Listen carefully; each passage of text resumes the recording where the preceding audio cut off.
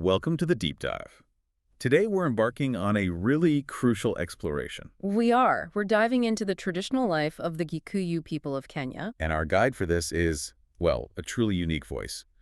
Jomo Kenyatta, Kenya's first president, actually. Right. And what makes his perspective so fascinating is that he was a Western-trained scholar, but writing about his own tribe. Giving us this unparalleled African point of view, as he put it. Exactly. So our mission today really is to unpack the intricate social systems, the spiritual beliefs, the governance, everything that defined Kikuyu society before European colonization hit. We want to understand how deeply interconnected it all was. And then, inevitably, we have to look at the impact of colonial rule, the profound, often devastating effects, and the misunderstandings that fueled them.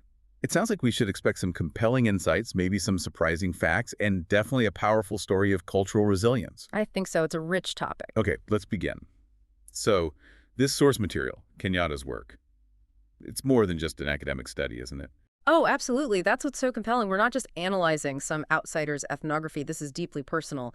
It's autoethnography in its truest sense. Autoethnography, because he lived it. Precisely. Think about his position. He studied at places like the London School of Economics under Malinowski, a giant in anthropology. So he had that rigorous Western academic framework. Right, the tools of Western scholarship. But crucially, he also possessed the lived experience, the inside knowledge that only comes from being part of the culture.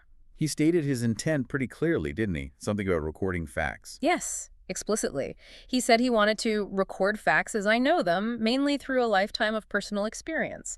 And he deliberately tried to restrain political grievances in this particular work. Focusing instead on the cultural record itself. Exactly. It wasn't just observation from afar. It was an explanation from within, rooted in decades of immersion. That dual perspective. Yeah. Standing with a foot in two very different worlds. Yeah. That must have been incredibly challenging for him personally. I imagine so. And incredibly insightful, too.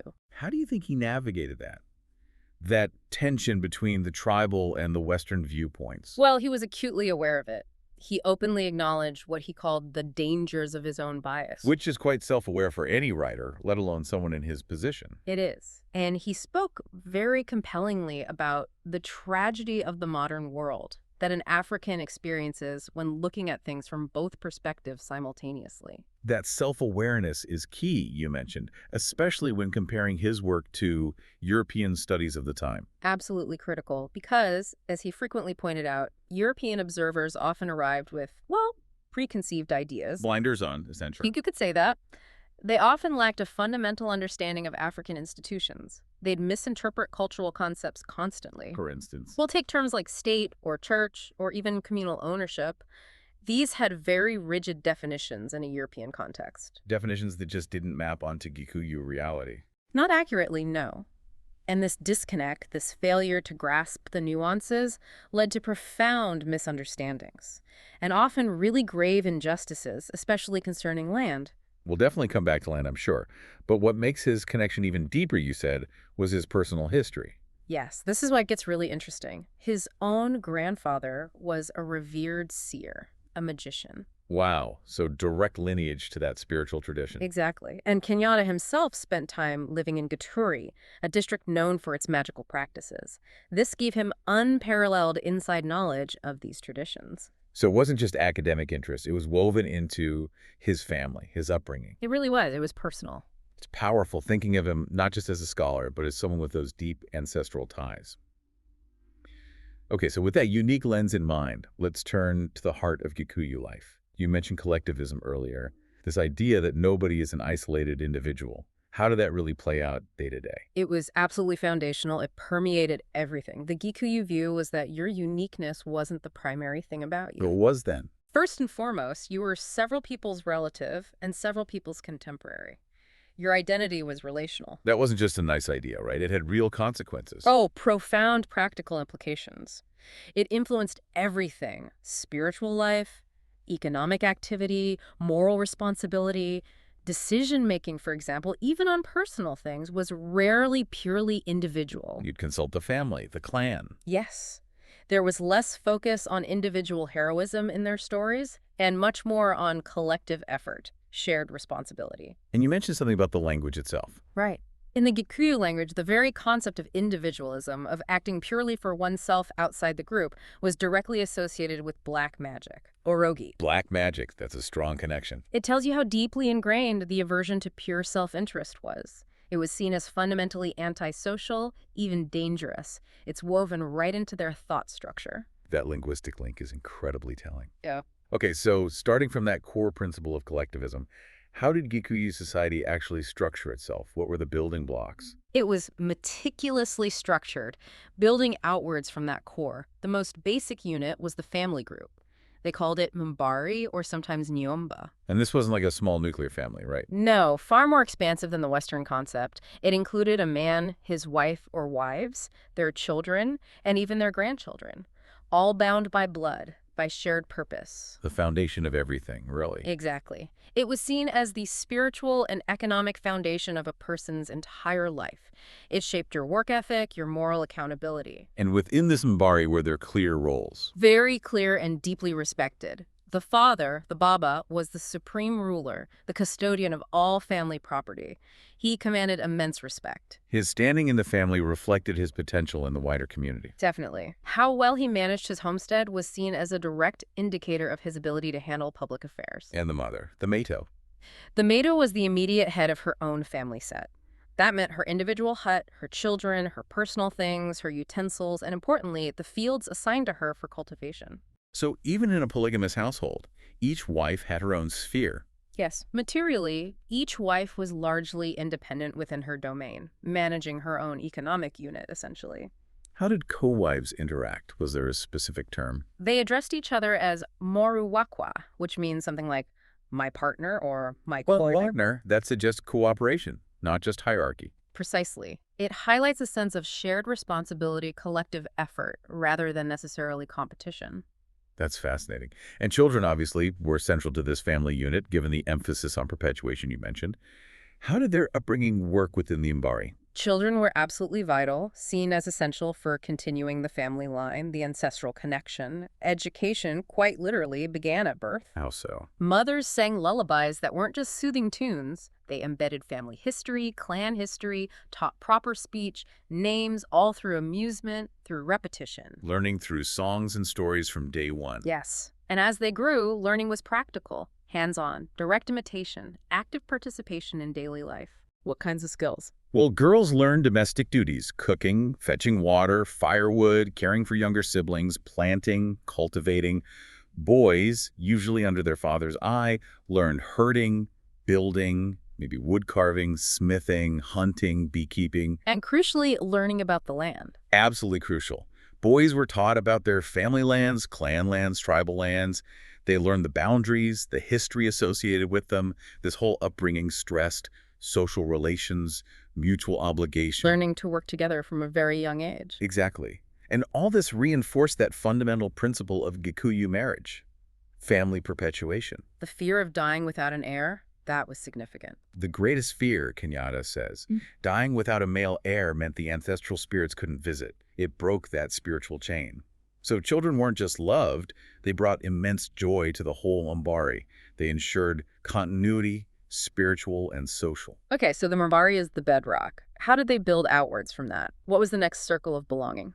The next vital layer was the clan, or Morega. Morega, and that was an extended kinship group. It united several Mbari units that shared a common clan name, all believed to trace back to a single ancestral family, way back. So a larger network, what was its purpose? It provided crucial mutual support in important matters, a wider safety net, ensuring help for the whole clan when needed. Did the clan come together often? Representatives would gather for significant events, things like marriage negotiations, initiation ceremonies. These were key moments. And that served a purpose beyond the event itself. Yes, it introduced younger members to their wider lineage within the Morega. It prepared them for future roles, fostered clan unity. And historically, these clans had names linked to. To the 9 daughters of Kikuyu and Mumbi, the legendary founders.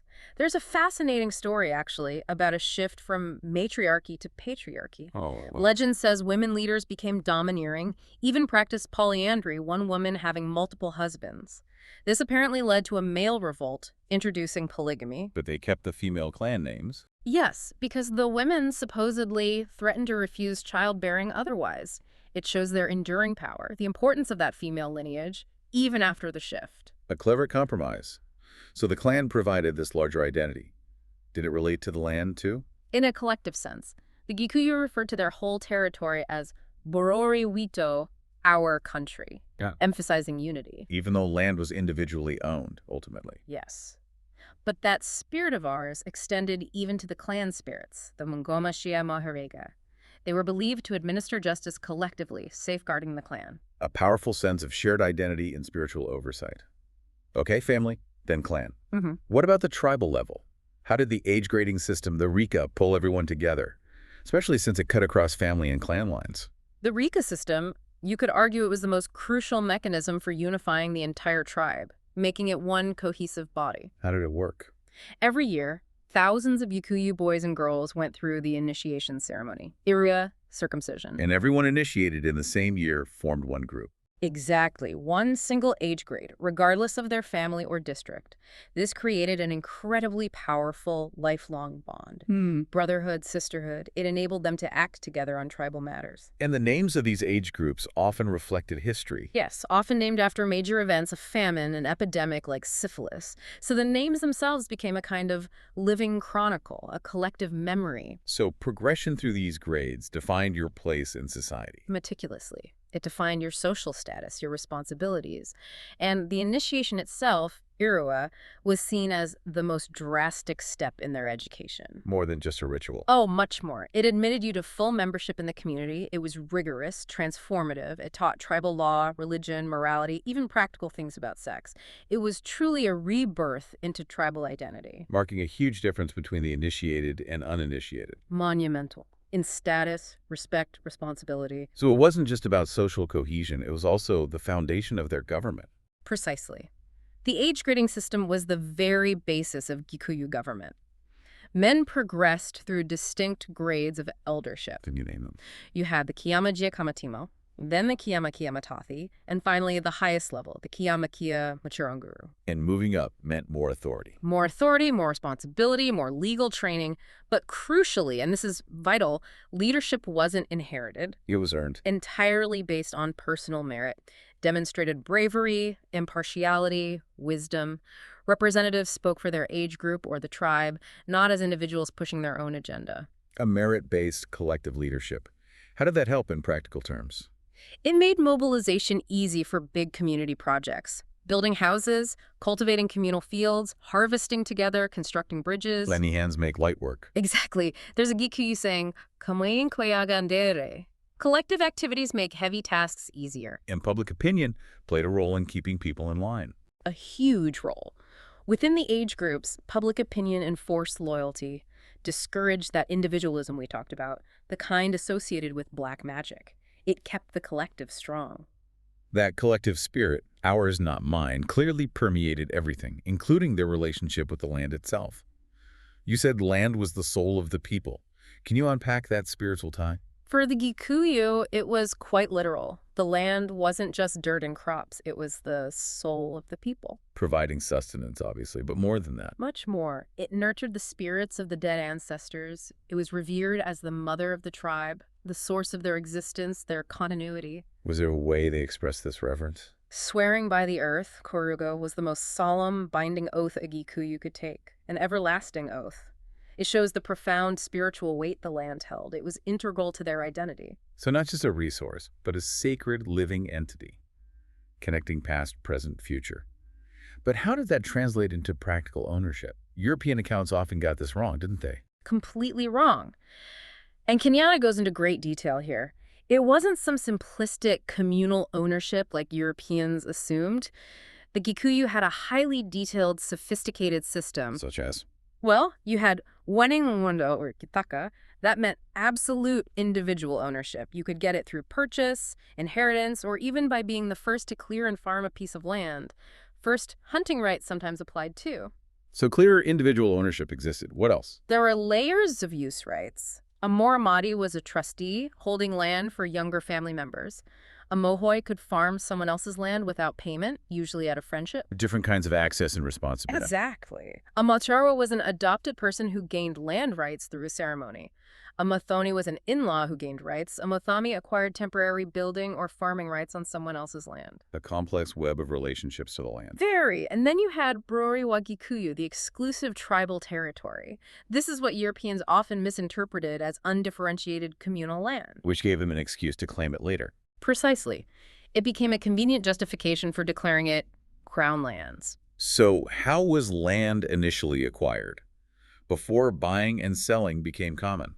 Kikuyu belief held that Ngai, their god, originally gave them the land, or it was acquired by the Ndemi generation, the pioneers who were the first to clear the dense forests. The right to own came from the labor invested. That was the core principle.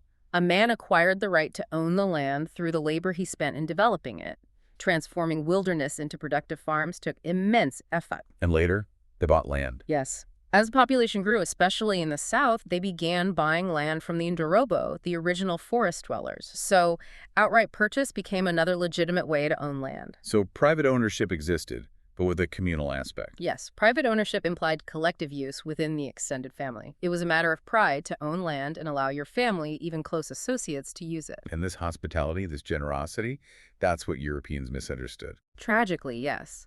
They saw Gikuyu allowing temporary settlement or use by strangers and interpreted it as proof of communal ownership, which, cynically, allowed them to claim it wasn't really owned by anyone and could therefore become crown lands. Their generosity was essentially turned against them. Did the Kikuyu have a formal way to mark these land sales, like a title deed? They absolutely did. A very formal, legally binding, and ritually complex ceremony. Tell me about it. It was a ceremony for marking the boundary in an absolute sale. It involved a council of elders as official witnesses. The whole transaction was approached metaphorically, almost like a marriage proposal. A marriage proposal for land. The seller might say, "I have seen a beautiful lass," referring to the land. Both buyer and seller took solemn oaths, swearing the land or the payment animals were legitimately theirs with no future dispute. Oaths were central again. Always. Then a ram was ritually slaughtered right on the boundary spot. Its stomach contents were sprinkled along the new line. Specific, long-lasting trees and lilies matuka were planted as permanent, living markers. Living boundary markers, that's incredible. And powerful curses were uttered against anyone who dared remove them. This whole ritual was their title deed. Inviolable. Was there anything else to seal the deal? Yes. Small pieces of the ram's skin were tied onto the wrists of both the buyer and seller. This symbolized their new bond, making them like relatives-in-law through this profound land transaction. An incredible depth of cultural significance tied to land. So, when the Europeans arrived with their own ideas and agendas, how did this nuanced system clash with theirs? This seems like a critical point of friction. It was catastrophic, a clash of completely incompatible worldviews. Initially, Europeans received temporary land rights because of Gikuyu hospitality. They were seen as Orori or a Thongo, just wanderers passing through. A temporary arrangement in the Kikuyu view. Yes. But this initial magnanimity tragically led to the irreversible loss of their ancestral lands. The Europeans then claimed these territories as crown lands. Not through open conquest, but Trickery. Kenyatta calls it insidious trickery of hypocritical treaties. It was a systematic legal and administrative dispossession, often justified by claiming the Kikuyu weren't developing the land properly or that it was unused. a betrayal of that initial trust. There's a famous story that captures this, isn't there? The fable of the elephant and the man. Yes. A brilliant, poignant allegory. It's a cornerstone of Gikuyu oral tradition, illustrating exactly how European encroachment worked. Do you share it? So the story goes. A man, caught in a storm, generously offers shelter in his small hut to an elephant. Just its trunk at first. A small concession. But gradually the elephant, citing its larger size and complaining the man isn't using the space efficiently, pushes the man further and further out. Until the man is outside his own hut. Exactly. And when the man protests this blatant takeover, the elephant, pretending to be fair, calls for a commission of inquiry. Sounds official. But the commission is made up entirely of other powerful jungle animals, lion, the rhino, the buffalo, all naturally biased towards the elephant. A rigged jury. Completely. And this mock commission systematically rules against the man, justifying the elephant taking over the hut by claiming it was undeveloped or would be better utilized by the elephant. It's a powerful metaphor for the colonial process. It perfectly allegorizes the colonial legal structures, the commissions, the treaties, the seemingly impartial investigations that were, in reality, instruments designed to dispossess Africans. It captures that feeling of powerlessness, of your hospitality being cunningly turned against you by a system that looks fair but is fundamentally rigged. A feeling Kenyatta must have understood deeply. What was the Gikuyu initial reaction to Europeans? Did they think they'd stay? Initially, no. There was a proverb, Gotiro ondo wandereri nago kumba no okainoka. Which means? Roughly, there is no mortal thing or act that lives for eternity. The Europeans will, no doubt, eventually go back to their own country. So they saw them as temporary. Yes, perhaps a cultural tendency to view foreign presence as transient, misunderstanding the permanent extractive nature of colonialism. But that hopeful belief was soon shattered. They were forced to confront the harsh reality that, in this new order, might is right. They learned through forced requisitions of food and supplies when they initially refused trade, indignant at European ingratitude and aggression. This clash of systems really crystallizes when we look at justice. You said the Gikuyu system was based on true democratic principles, focusing on conciliation. How different was that from the imposed Western system? Profoundly different, almost opposites. Traditional Gikuyu government was inherently democratic. Authority rested with councils of elders, the Kiyama. Chosen how? Not by birth, but purely for merit, wisdom, respected age. Even at the lowest level, disputes started in the family council, Ndonduya Mosi. The father acted as judge, aiming for agreement, conciliation, keeping the family intact. And public opinion mattered. Enormously. It was a powerful force for social control. Individualism was discouraged because it disrupted harmony. So the goal was restoring harmony, not just punishment. How did the procedures reflect that? They were designed for it. The main aim in criminal or civil cases was achieve compensation for the offended individual or group and rectify the wrong done. Restoration over retribution. Where did trials happen? Usually in the open air, under sacred cries, and they used twigs, literally, as a physical record during trials. Each statement by plaintiff or defendant got a twig. Like ancient courtroom notes. Tangible. Exactly, and cases moved up hierarchically. Family first, then village, district, national councils if needed. But nothing went to a public court without the family council trying first, resolve it at the closest level possible. A system built from the ground up, and oaths were incredibly important, you mentioned. Absolutely central. The ultimate guarantor of truth. Oaths like Muma, Karingathenge, Githathi, Kenyatta calls them the most important factor controlling court procedures. Why are they so powerful? They carried profound, severe moral and religious fear. Violating an oath wasn't just about you. It was believed to impact your entire family, even future generations. That's intense pressure. An incredibly powerful deterrent against lying. It encouraged confession, ensured impartiality. Even the elders judging a case had to take an oath first, swearing not to accept bribes or show favoritism. It was built on deep moral and spiritual accountability. With such accountability, how did they handle offenders if there was no system of imprisonment? That's right, imprisonment wasn't a Gikuyu concept. For theft or injury, punishment was usually heavy fines, compensation to the victim and the kiyama. But what about more severe measures? Ostracism, kohingwo, was incredibly severe. Being cut off from the community, losing all social ties.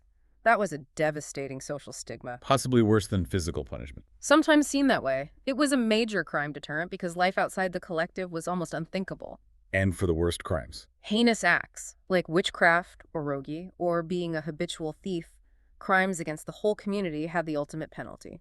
Public death, often by burning, it signified complete disownment by kin, removing the threat permanently. A stark statement about communal values. How did they value life in compensation cases, like murder? Was it uniform? Interestingly, no. Compensation differed by sex. For a man's life, it was 100 sheep-goats, or 10 cows.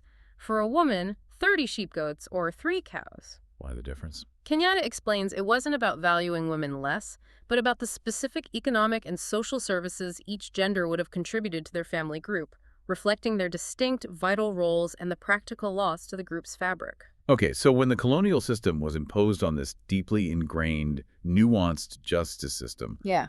what happened?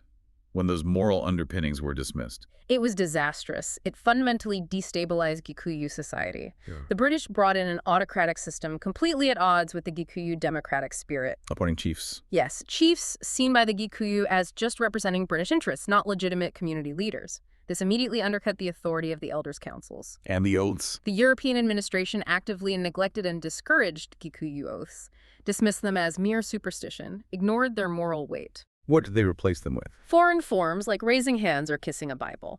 But for the Kikuyu, these lacked any binding moral or religious force. The deep spiritual fear, the community accountability wasn't there. And the consequences. A significant collapse in judicial integrity, fabrication of evidence, rampant bribery and corruption became common in colonial courts. People observed that judgment often depended simply on who pays most.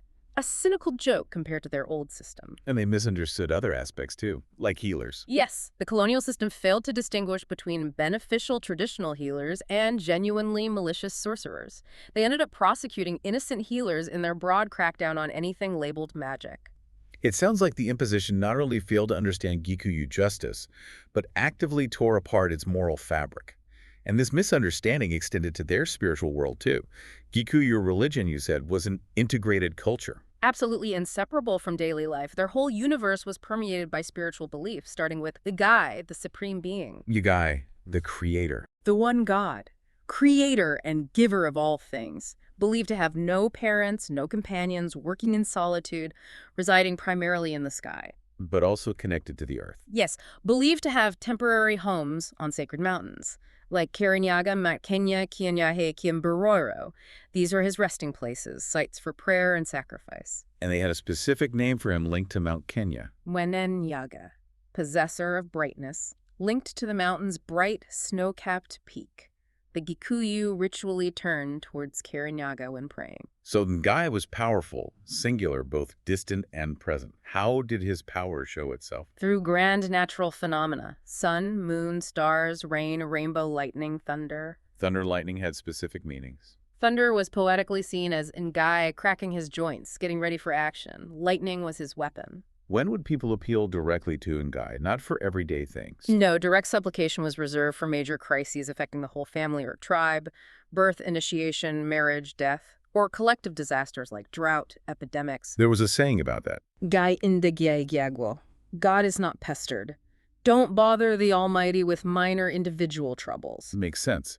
Was there an expectation of reciprocity? Very much so. A principle of give and take, kanyagatunem wamakaniro. They expected favorable responses to their prayers and sacrifices, offered in sincerity. Okay, so that's Ngai. What about ancestors? Was that worship too, or different? A crucial distinction Kenyatta stresses. They did not worship ancestors like Nai. It was a constant, active communion with them. Communion. How did that work? Ancestral spirits in Goma were believed to maintain direct communication with the living. They were vital for passing down tribal law, custom, morality, religion. And this communion involved actions. Often, yes. Libations, offerings of beer, goitunjin, gomanohi, sometimes animal sacrifices. Are there different kinds of spirits? 3 main groups: parental spirits, clan spirits, and aid group spirits. All guided tribal affairs in different spheres. And misfortune could be blamed on them. Frequently. Illness or bad luck was often attributed to offended spirits. You'd consult a medicine man, a mondo mogo, to find the cause and figure out the right appeasement ritual. So less veneration, more a continuous, living relationship guiding the present. This wasn't just abstract belief then, it shaped everything. Social structures, land use. Completely interwoven. Their social organization, kinship, rooted in these beliefs. Individualism linked to black magic, remember? Communal good first. And the land. Profoundly spiritual. The earth was highly sacred, the mother nourishing the living and the spirits of the dead, reinforcing that communal spirit across generations. And ceremonies and rituals must have been constant points of connection. Absolutely. Sacred trees, especially the Mogumo or Motomayo species, were like their churches. Places for worship, sacrifice to Ngai. What about specific rituals? Oh, Like for rain? elaborate rain sacrifices, performed by elders and ritually pure children, involve specific lambs, prayers to Moeni Yaga, sprinkling blood around the sacred tree, all to invoke the life-giving rain. And for farming? Planting and harvesting ceremonies were vital. blessing seeds before sowing, offering Thanksgiving sacrifices afterwards, linking spirituality directly to their agricultural lifeblood. Even dealing with illness had rituals. Yes, for epidemics, there were communal fights against the evil spirits believed to cause them. People would arm themselves with blunt weapons, symbolically drive the spirits towards rivers, banishing them. A constant, active engagement with the unseen. How did this shape education, character, even marriage? In education and character, it instilled deep respect and obedience towards elders, backed by the real fear of a parental curse. Education was holistic, practical, focused on social relations. And marriage. Seen as a sacred duty primarily for procreation, to perpetuate the embody, maintain that communion with ancestors. Childlessness was a profound failure, breaking the chain. Which explains the acceptance of polygamy. Exactly. Polygamy was sanctioned, even seen as an encouraging factor for family and tribal strength. More children meant more labor, more warriors, stronger lineage continuity. And sexual relations were regulated too. Strictly by taboos, majiro. Prohibitions against intercourse outside the homestead or during certain ritual times. Violating these could bring misfortune, defilement, offending spirits, or ngai.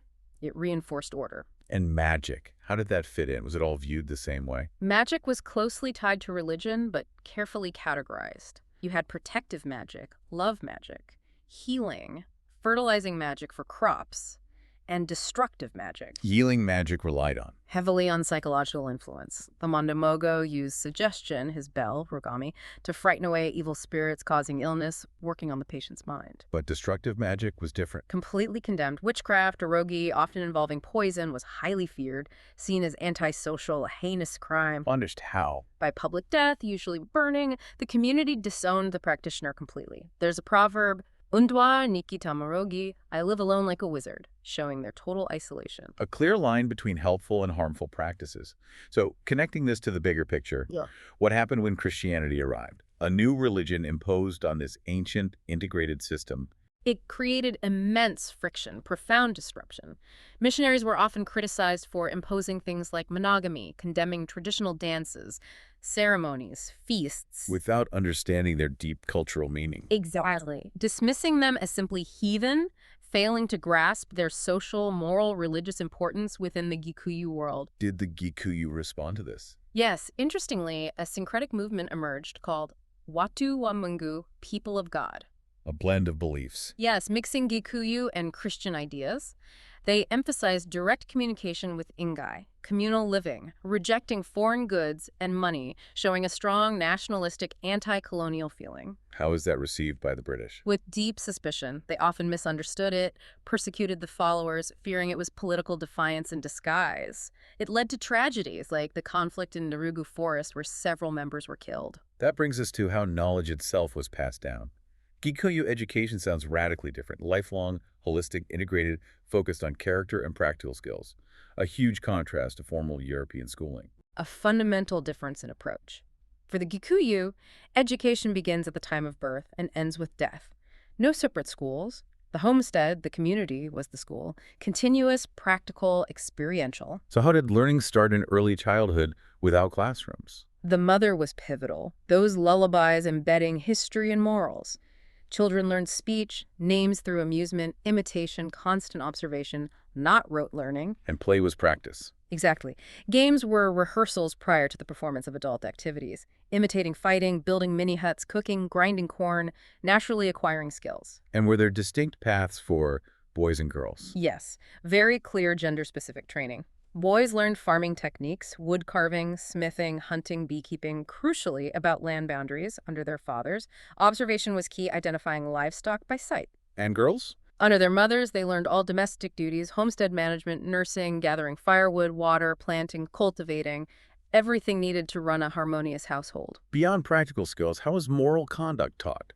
Evenings were key. Storytelling, folklore, riddles weren't just fun. They taught laws and customs, etiquette, moral codes. Huge emphasis on knowing your place, respecting elders, obedience. And the community enforced this? Absolutely. Parents faced immediate community criticism if their children misbehaved according to tribal law. Collective responsibility for individual conduct. And the peak of this education was the age grading and initiation, Irua. Definitely the most drastic step. The transition to full adulthood, full community membership. a profound rebirth into tribal identity. including the physical operation for both sexes. Kenyatta defended the female circumcision part, Irua, quite strongly, didn't he? Fiercely. As a crucial rite of passage, he stated flatly, no proper Kikuyu would dream of marrying a girl who has not been circumcised, and vice versa, highlighting its immense social necessity in their view. He saw it as symbolizing tribal unity and moral code. Yes, teaching discipline, preparing them for adult responsibilities. The whole ceremony operation, songs, dances, oaths, taught endurance, tribal secrets. After initiation, youths became Mondo Morom he-men with new status and duties. The difference between initiated and uninitiated was vast. How did he counter the intense Western criticism of female circumcision? He accused misinformed missionary societies of seeing only the surgical side, completely ignoring its deep psychological importance and cultural role for the Kikuyu. He felt their goal was to undermine Kikuyu society. He argued the Kikuyu saw abolition as a deliberate attempt to disintegrate their social order, hasten their Europeanization, because getting rid of Irua would destroy the tribal symbol which identifies the age groups, undermining their collectivism and solidarity. He stressed understanding culture before interfering. Absolutely. Understanding the language, the culture, was essential to avoid conflict and preserve the sound and healthy elements of African life, rather than destroying them unknowingly. So what was the fundamental clash he saw between European and Kikuyu education, beyond just Irua? For Kenyatta, Kikuyu education was practical, incidental to daily life, community-based, focused on personal relations, character built through doing things together, learning by doing, solving real problems. And European education. He criticized it as mainly literary, focused on acquisition of knowledge, often for its own sake, detached from practical life. Creating alienated individuals. Yes, detribalized people floundering between the two social forces, alienated from tradition, not fully integrated into the new system. He felt Europeans trying to civilize poor savages were acting on preconceived ideas, lacking real understanding. Without knowing the culture, they risked creating conflict and destruction, not progress. An intellectual imposition versus a practical social integration. That integration seems key in their marriage system, too. Centered on procreation, strengthening the tribe, communal responsibilities, not just individual choice. Absolutely. Marriage was a pillar far beyond just romance, its main purpose. Build up his own family group, extend the father's embody, and crucially, perpetuating the existence of ancestors through children. Childlessness was a failure, breaking that lineage. But individuals still chose partners. Generally, yes. Boys and girls chose freely, with opportunities to get acquainted, but the process of marriage was deeply communal, multi-staged, involving both families and clans actively. Not a quick decision, then. Can you describe the stages? It was complex. The first stage, indirect courtship. The boy's friends visit the girl's home, hinting at his desire for adoption into her family. Subtle beginnings. If well received, stage 2, a formal proposal.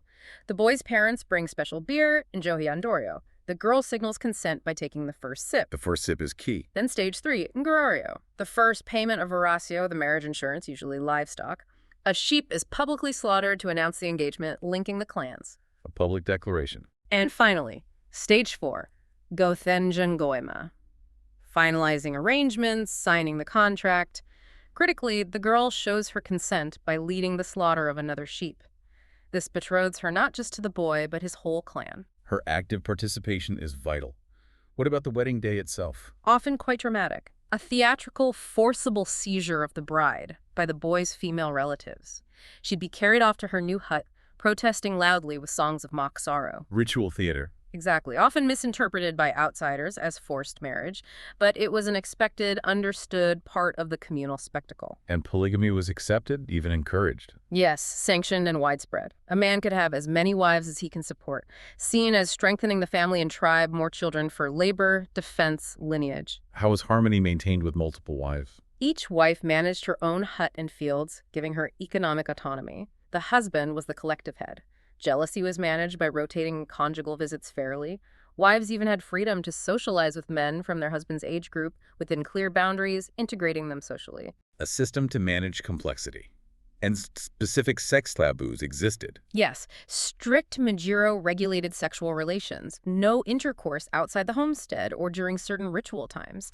Violating these could bring misfortune, defilement, offending the spirits. It reinforced order. With such emphasis on continuity, was divorce common? Very rare. The wife was the foundation rock. Removing her destabilized everything. Grounds existed for both sides: barrenness, neglect, witchcraft, cruelty.